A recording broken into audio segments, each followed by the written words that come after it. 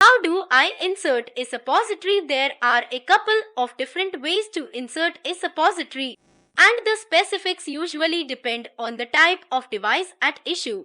The most common tend to be rectal, but there are also vaginal options available in some cases where rectal insertions are concerned. The easiest and most recommended method usually involves lying on your side and gently pushing the smaller end of the suppository with a single finger through the rectal opening and into the anus.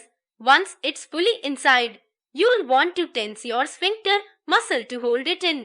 You may need to reinsert your finger to reposition the suppository if it feels uncomfortable. Vaginal options usually work in about the same way, but you'll want to insert the suppository directly into the vagina. In these cases, it's usually easiest to prop one leg up or sit with the legs spread and the back slightly arched. Then push it into the vaginal opening with one finger. In both rectal and vaginal situations, the whole thing will dissolve and absorb into your bloodstream, so there's no need to remove it later. Most experts also recommend washing the hands thoroughly both before and after insertion, and wearing sterile gloves as an added precaution is usually advisable too. Basic concept: most suppositories are relatively small and typically have a slightly conical shape, with one end noticeably wider than the other. As a general rule, you always want the narrower end to go in first. This both makes application easier and helps reduce friction and pain. The main goal of most of these types of products is medication delivery. They usually provide direct and immediate absorption and can be good choices for people who are too sick to swallow or keep down oral medication. Medications such as acetaminophen, given to reduce pain and fever, and anti-nausea medications are often available in suppository form. For instance, they're also popular for specially intestinal issues such as constipation. Pediatricians often recommend glycerin suppositories for babies who are constipated and aren't able to try diet-based or other natural remedies. Vaginal suppositories, similarly, are most common for the treatment of chronic yeast infections and vaginal irritation. Safety and cleanliness concerns: both the anus and the vagina are parts of the body rich in bacteria and as mainly porous tissues. Both are also prone to irritation from outside elements. Making sure that your hands are really clean before beginning is accordingly very important. Experts usually recommend washing with soap and hot water, and wearing sterile latex or other exam-style gloves can be an additional protection. Glove use is almost always recommended when inserting a suppository into another person.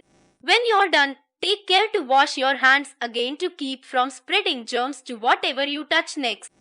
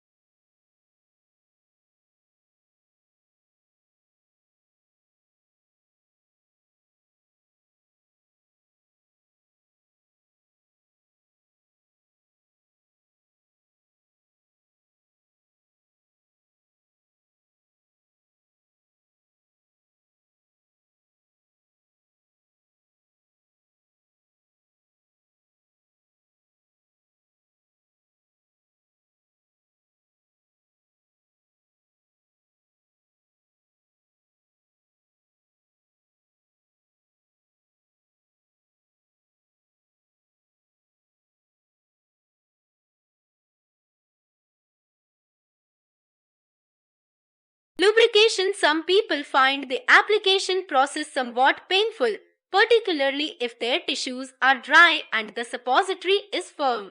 Some come with a lubrication gel coating the outside to make insertion easier, but using a water-based lubricant can be helpful too.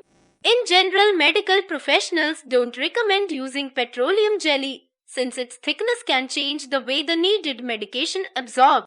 Vaginal suppositories. Suppositories are also commonly prescribed for use vaginally to treat infections or to provide lubrication for dry vaginal tissue. These are inserted in the same manner as tampons. In some women, vaginal suppositories can cause burning, inflammation, and itching. If the vaginal suppository is improperly inserted, pain and difficulty urinating can result. In fact, an improperly inserted vaginal suppository can cause a urinary tract infection, which will need to be evaluated by a healthcare professional. Possible side effects. Suppositories usually work quickly and are an effective means of delivering relief. But there are some side effects and precautions to be aware of before getting started. People who suffer from chronic diarrhea or other gastrointestinal problems shouldn't typically use suppositories, since they can worsen the symptoms and increase irritation. Occasionally, a suppository will cause severe abdominal cramping, persistent diarrhea, and nausea. Although these side effects are generally rare, they can be quite serious. It's usually a good idea to talk to your doctor right away if you feel any serious discomfort or have pain related to a suppository that doesn't seem to go away on its own.